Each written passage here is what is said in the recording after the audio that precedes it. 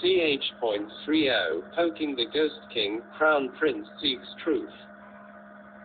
Back still facing San Lang, Si Lian said, Crimson Rain Sword Flower. Your Royal Highness the Crown Prince, San Lang replied. Si Lian finally turned around with a grin. That's the first time I've heard you address me like that. The red-clad youth sat on the mat and adjusted his legs, also grinning. How does it feel? Si Lian gave it a thought, and replied truthfully, it feels a little different than when others call my by that title. How so? Hua Cheng asked. Si Lian tilted his head, his eyes squinting a little. It's hard to say, it's just. When others called him Your Highness, it was sometimes emotionless and all business like Ling Wen. But most of the time, when people called him Your Highness, it was laced with a sense of disdain, like intentionally addressing an ugly woman as a beauty, somewhat sarcastic. Yet when Hua Cheng called him Your Highness, those two words were uttered with grave sincerity. So, while it was hard to describe, Si Lian felt when Hua Cheng called him Your Highness, it felt different than when others called him Your Highness. He continued, that night at Mount Yujun, the groom who took me away was you, right? Seeing Hua Cheng's meaningful smirk, Si Lian realized his words may have meant something else, and corrected himself. I meant the groom in disguise who led me away was you, right? I wasn't disguising myself as a groom, Hua Cheng replied. Technically speaking, Hua Cheng wasn't wrong. The young man at the time never said he was the groom or anything. In fact, he didn't say a thing at all. He only stopped in front of the marriage sedan and extended his hand. It was Si Lian who went with him willingly. Fine. Then, why did you appear at the time? Si Lian asked. This question only has two answers, Hua Cheng said. First, I came especially for your Royal Highness. Second, I was passing by and was free. Which do you think is more believable? Si Lian counted the number of days Hua Cheng had spent with him, and replied earnestly. Which is more believable I can't say, but you really do seem to have a lot of free time. With his left arm holding his right elbow and his right hand propping his chin, Si Lian gave Hua Cheng a once over and nodded. You're quite different than what the rumors say.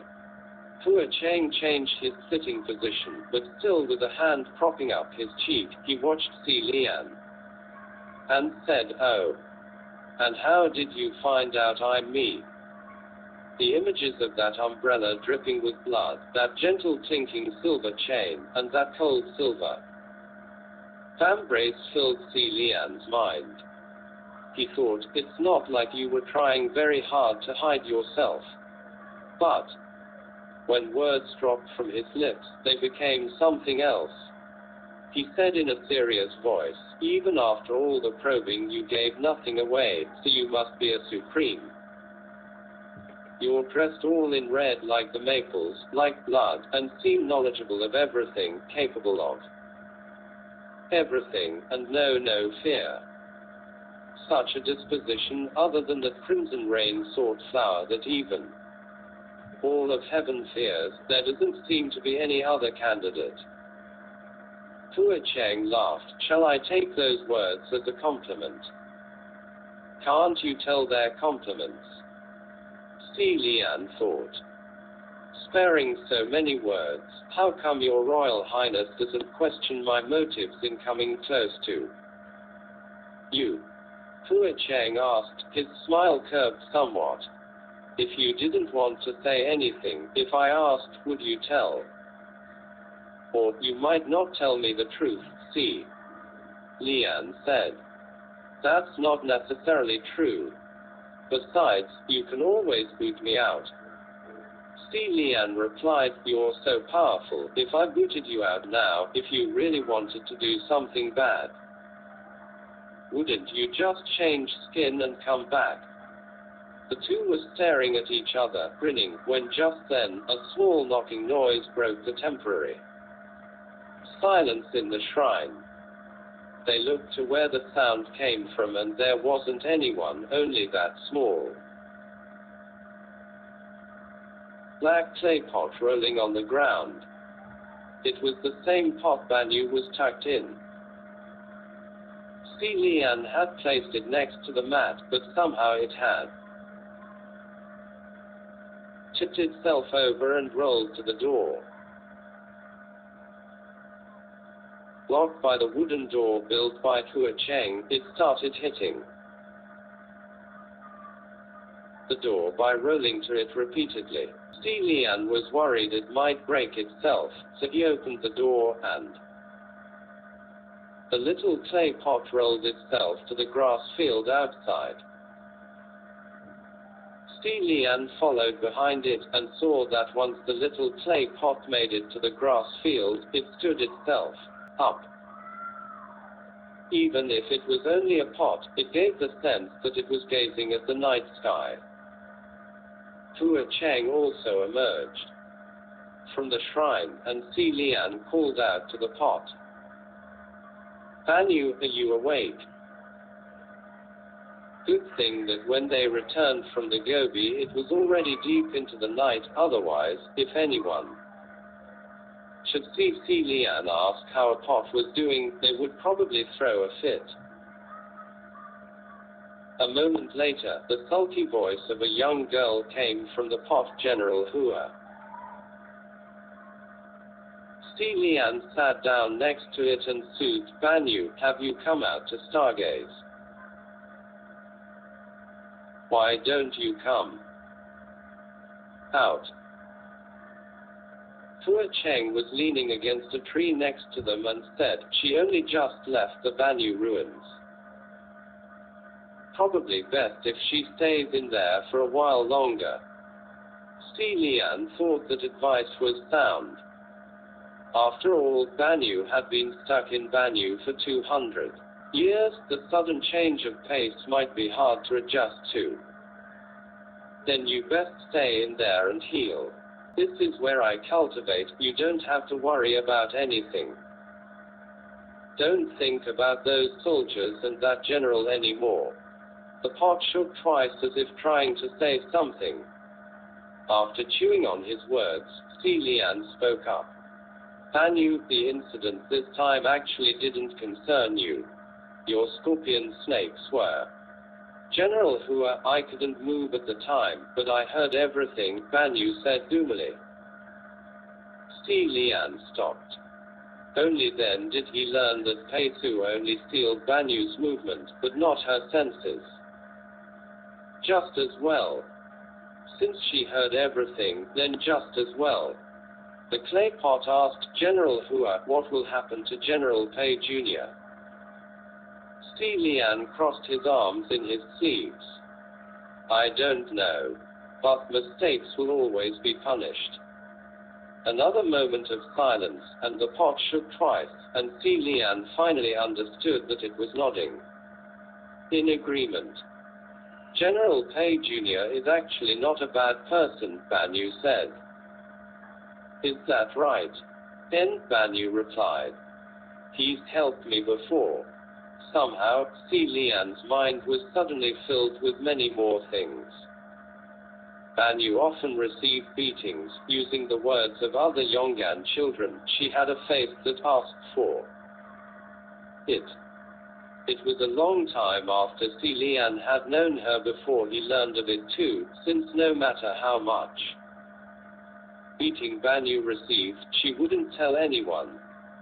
Until one day, when Si Lian saw a group of children pressing her face into the mud, he learned where all those bruises on her face came from.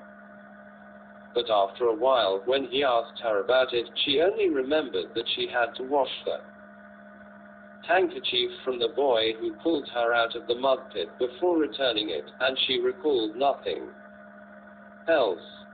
She remembered no one who beat her. The ones who had saved her once, she remembered for a lifetime. Banyu continued, although Chemo always scorned that he'd confounded my mind, that I had been completely used. Whether he used me or not, it was my own will to open the fortress gates. Lian didn't know what to say anymore, but somewhere in his heart, he felt a softness. A moment later, he patted that clay pot. All right, it's all in the past. Oh, by the way, Banyu, the name Huasi is fake, and I haven't been a general for a long time. You don't have to keep calling me General Hua anymore. Then how should I address you? Banyu asked. That was actually a good question. If Banyu also called him Your Highness, seriously, it'd feel weird. Lian didn't really care about his address either, he just wanted to change the subject. That's up to you. I suppose it's okay if you keep calling me General Hua. Only, there's another one here named Hua, so that might cause some confusion. But then he thought. Hua Si was a fake name he took from the first word of the title, Flower-Crowned Martial God, so Hua Cheng may very well be a fake name too. That they both coincidentally picked the same surname was rather amusing. I'm sorry, General Hua, Banyu said again. Lian turned back to look at her and said woefully, Banyu, why are you always apologizing to me? Did he really look that sorry to people? From within the pot, Banyu stated, I want to save the common people. Lian. General Hua, you said that once, Banyu said. Lian. He hurriedly pressed down on the clay pot. Wait, hold on a sec. Wait for what? Banyu asked. Lian took a peek at Hua Cheng, who was still leaning against the tree with his arms crossed, and said, in a low voice, did I really say that? Those words were his favorite saying when he was only 10-something years old. In the many hundreds of years thereafter, he shouldn't have uttered them at all, he couldn't believe it. But Banyu was firm. General, those were your words. Lian still wanted to struggle. I don't think so. Banyu told him sternly and coldly, oh no, you did say them. There was once, you asked us all what we wanted to do when we're older. Everyone answered, and after you also said, my dream was to save the common people. So that was it. Lian used his hand to cover his entire forehead. Banyu. Why would you remember so clearly something so randomly said? Banyu was confused. Random. But General Hua, I had thought those words were said very earnestly. Lian raised his head to gaze at the night sky, feeling helpless. Ha ha, really? Maybe. I don't remember whatever else I might have said. You also said, do what you think is right. And you told him, nothing can block your way. Even if you fall into rotten mud 100 times, you must get up with determination. There's a lot like this. PFFT. He didn't need to look back to know that it was definitely Hua Cheng under the tree who heard and laughed. Even smothering the pot now wouldn't help, and Lian thought inwardly, what nonsense. Why did I keep saying those kinds of things? I'm nothing like that at all, am I? But I don't know what's right anymore, Banyu said. Lian froze. I wanted to do as what General Hua said, and save the people, Banyu said. But in the end, I destroyed The kingdom of Banyu. Her voice was lost. And it seemed that no matter what I do, the results were all horrible. General Hua. I know I didn't do things right, but can you tell me, where did I go wrong? What should I do in order to do, as you've said, and save the common people? I'm sorry, Banyu, Si Lian replied, the question of how to save the common people. I didn't know the answers back then, and even now I still don't. Banyu was silent for a moment, then said dejectedly, General Hua, to be honest, it feels like the past 200 years. I've no idea what I've been doing. What a failure. Hearing her, Si Lian became more depressed, thinking, doesn't that make me more of a failure? That I've lived 800 years for nothing. Si Lian left Banyu the little ghost in the pot to stargaze alone to calm down, and went back inside Puchi Shrine with Hua Cheng. After closing the door, Si Lian suddenly spoke up. Banyu remained at the Banyu Pass willingly. It wasn't because she became a savage that she was trapped there. She had always remembered that it was her who opened the fortress gates, and had never used any such excuse like she was doing it for the people. It was to help the Banyu soldiers to vent their resentment, so they could leave this world sooner, that she allowed Kimo to lead him to murder her over and over. Si Lian shook his head. If General Pei Jr. really didn't want to leave those Banyu soldiers behind, and didn't want the heavens to find out either, he could very well send a clone to secretly descend to take care of them.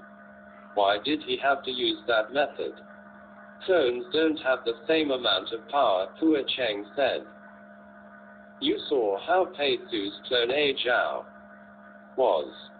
He couldn't take care of so many Banyu soldiers, so feeding them the living was the fastest and easiest way to disperse their resentment. Why did it have to be so fast? Si Lian wondered. Maybe it's so your little friend Banyu wouldn't hang so painfully as many times, Hua Cheng replied. Si Lian was silent for a moment. Then what about those mortals? Hua Cheng replied quietly, they're heavenly officials. Of course a mortal's life is nothing but ants in their eyes. Pei Su is a classic high-ranked god. As long as it wasn't discovered, killing a few hundred people was no different than stomping a few hundred insects to death. Si Lian glanced at him, and recalled that when San Lang jumped into the sinner's pit, he wiped out all the Banyu soldiers in a flash. He turned to him and said, clones don't have the same amount of power. I see your clone is pretty powerful.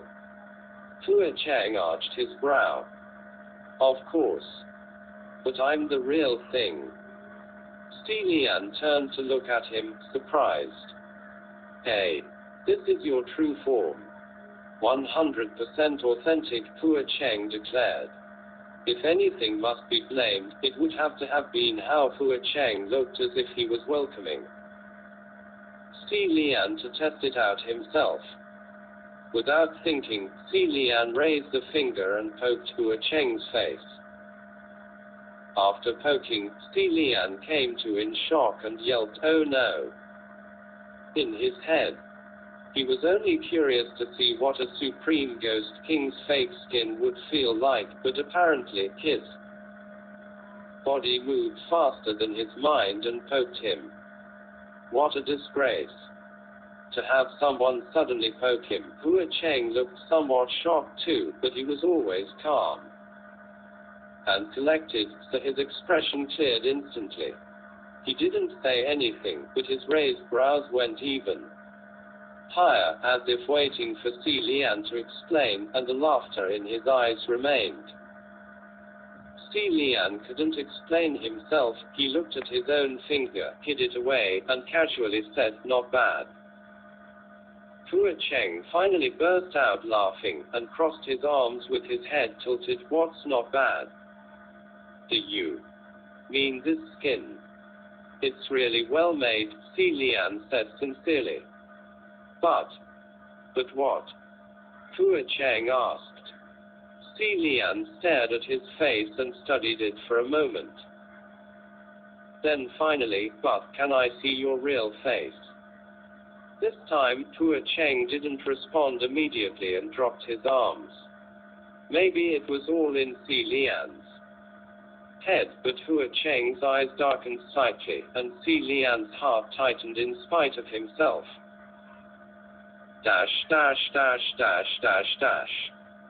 MXTX author notes. In regard to whether if it's the real person or a flesh clone, you can understand it like this. Sun Wukong pulls out a monkey hair and blows out hundreds of monkeys. Those are all clones. Sun Wukong knows the 72 earthly transformations and turns into a handsome little Gege. This one is the real thing, only the skin has changed. Next chapter. Ch.31, Poking the Ghost King, Crown Prince seeks truth too. When the air froze, Si Lian knew his question may have crossed the line. Although in the past few days the two of them had gotten along well, if Fu Cheng never revealed his real face and didn't change back even after his identity was revealed, then he had his reasons, and Si Lian was in no place to push. Without waiting for his response, Si Lian widened his smile. "I was just asking, don't take it to heart." Fu Cheng closed his eyes, and after a moment, he smiled softly. "I'll let you see it someday, if there's a chance." If anyone else were to say that, then it'd naturally be perfunctory. Someday usually meant, "Please forget it." But it was Fu Cheng who said those words, so Si Lian felt someday meant someday, and it would for sure happen. This made him even more curious, and he grinned. "Then I'll wait till the day you can show me. Let's rest for now." After messing around for half the night, Si Lian had long since given up on cooking anything, and returned to the straw mat. Fu Cheng also laid down next to him. No one bothered questioning why after revealing each other's identities that a god and a ghost could still lay together on a rumpled mat, laughing, and chatting, and simply hanging out. The straw mat didn't have pillows, so Fu Cheng used his own arm. And Si Lian imitated him, using his own arm too. He chatted casually. "The ghost realm seems so idle. Don't you guys ever need to report back to anyone?" Fu Cheng not only had his arm as a pillow, he'd crossed his legs too. He replied, "Report to whom? I'm the biggest there is. Besides, we mind our own business, no one bothers anyone." So, the ghost realm was formed by many disorganized bands of lost souls and feral ghosts. Si Lian replied, "Is that so? I thought it'd be like the heavenly court, where there's a central government. So if that's the case, have you met any other ghost kings before?" "I have," Fu Cheng said. "Even the green ghost Shi Rong." "You mean that lowly, vulgar trash? Well, what do I say to that?" Si Lian thought. Thankfully, he needn't say anything, as Fu Cheng continued. "I greeted him and he ran away." Instinct told Si Lian that this greeting couldn't have been your regular kind of greeting. Sure enough, Fu Cheng said casually, "And then I received the title Crimson Rain Sought Flower." So when he mentioned wiping out the nest of another ghost, he was talking about the green ghost Chi. Wrong, and this greeting was annihilation. What an extraordinary greeting, Si Lian thought. He rubbed his chin and asked, do you have something against the green ghost Chi Wrong? Yeah, Pua Cheng replied. What's that? Can't stand his face.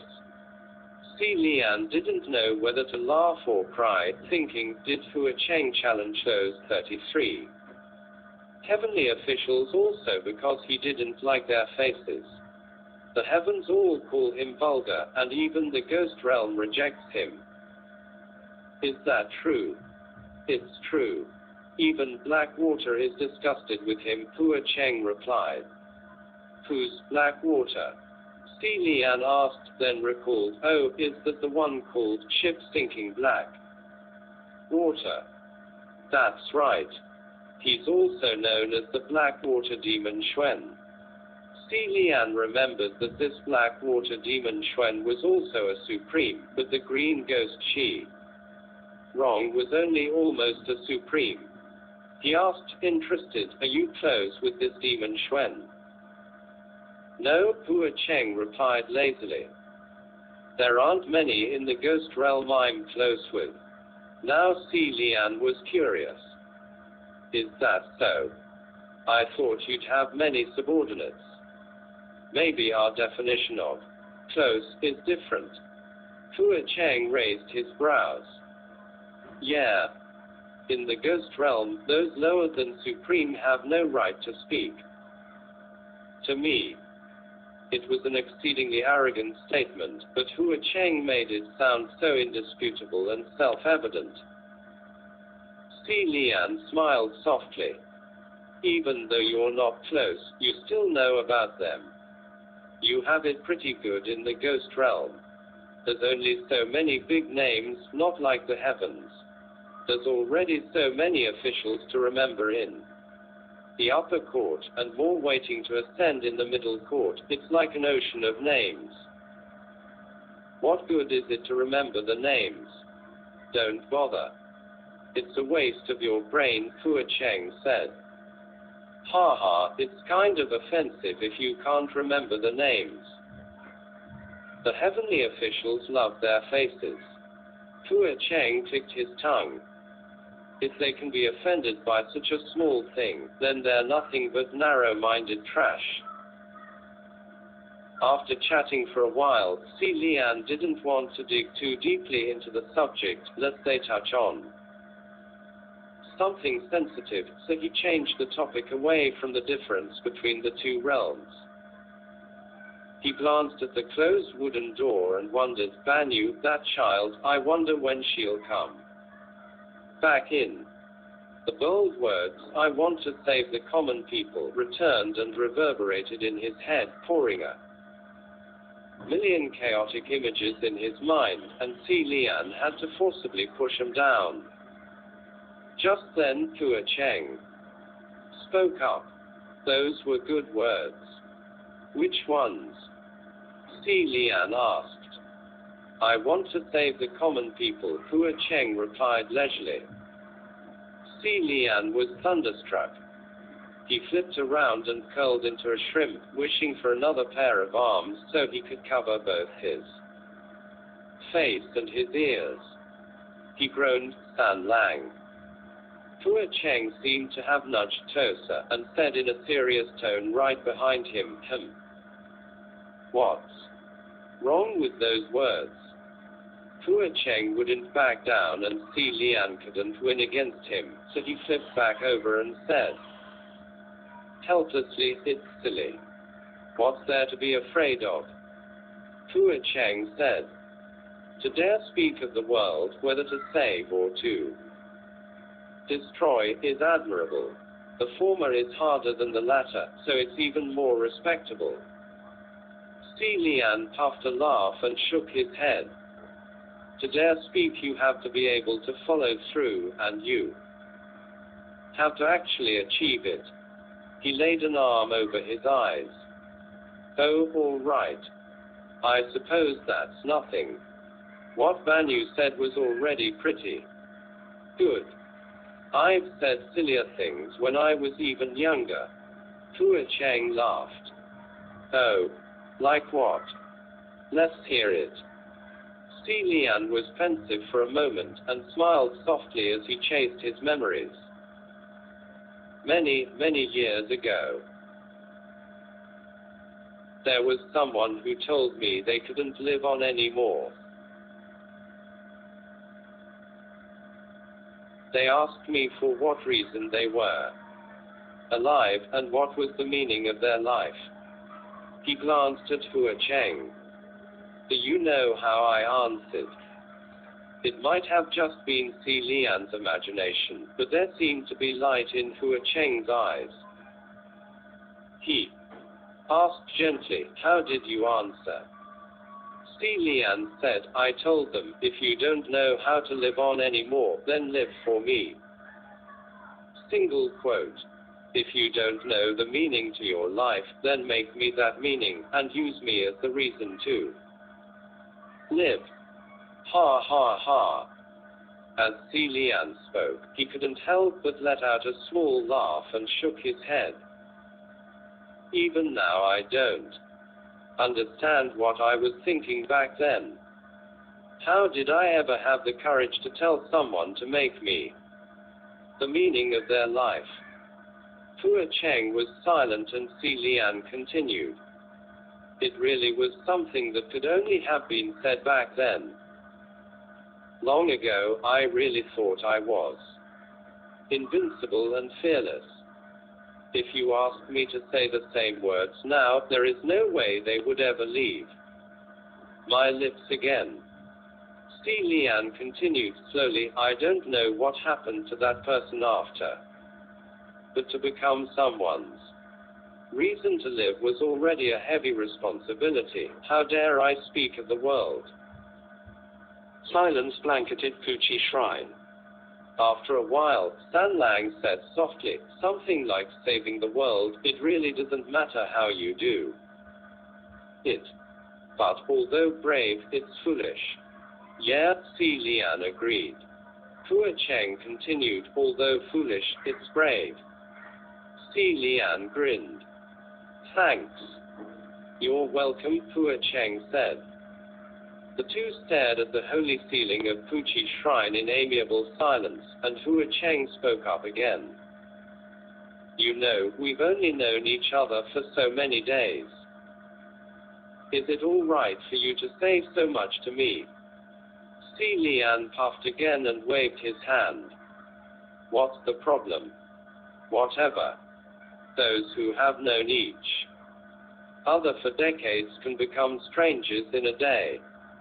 We met by chance, and we may part by chance. If we like each other, then we shall continue to meet. If we don't, then we shall part. There's no banquet in the world that doesn't come to an end, so I'll say what I want to say. Fu Cheng seemed to have chuckled, then suddenly said, if. Si Lian turned his head to face him. If. Fu Cheng didn't turn around, but continued to look at the dilapidated ceiling of the shrine. Si Lian observed the left side of the handsome young man's face. Fu Cheng said softly, if I was ugly. Ha! Si Lian gaped. Fu Cheng finally turned his head slightly. If my real face is ugly, would you still want to see it? Si Lian was taken aback. Is it? Although there's no real reason, but I think your real face mustn't be that bad.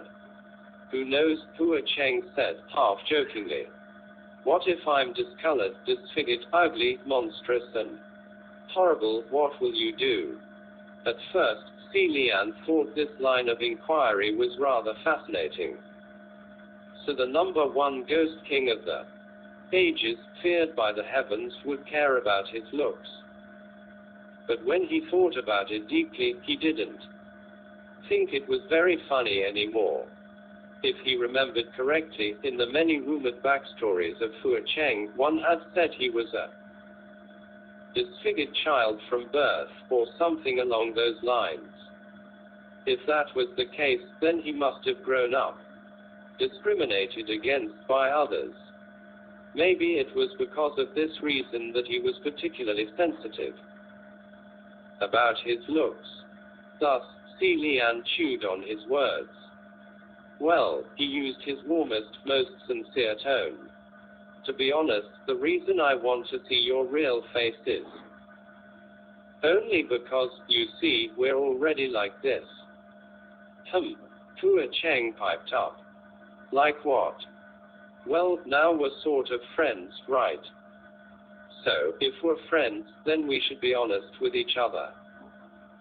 So me wanting to see your real face has nothing to do with how you look. You ask what I will do, of course. I won't do anything. Don't worry, as long as it's your real face, I'm sure. Why are you laughing? I'm being serious. When Si Lian reached the last part, he could feel the boy next to him shaking. At first, for a moment, he had thought, are my words so moving that he's touched like this? And was too embarrassed to turn around to see. But after a while, the soft laughter from next to him very obviously leaked out. Si Lian felt rather bummed, and placed a hand on his shoulder to give it a little push. San Lang, why are you laughing so much? Did I say something wrong? Hua Cheng immediately stopped shaking and turned around. No, you're very right. Si Lian felt even more bummed at those words. You're so insincere. I promise, you won't find another person more sincere than me in this world, Hua Cheng replied. Si Lian didn't want to talk anymore and flipped over, his back facing Hua Cheng. Forget it, time to sleep. Don't talk. Hua Cheng laughed softly again, then said, next time. Even though he was determined to sleep, hearing Hua Cheng speak, Si Lian couldn't help but reply. What next time? Hua Cheng whispered, the next time we meet, I will use my real appearance to greet you. There was much to ponder about those words, and Si Lian should have kept questioning him. But after a long night, an unstoppable drowsiness overtook him, he couldn't hang on, and fell deeply asleep. The next morning, when Si Lian woke, the spot next to him was already empty. He stumbled to get up, and dazedly walked around the shrine. When he opened the door, there were no silhouettes to be seen outside. It appeared it was real. The boy had indeed left. However, the fallen leaves had been swept into a pile, and next to that pile was a small clay pot. Si Lian took the pot inside and placed it on the altar.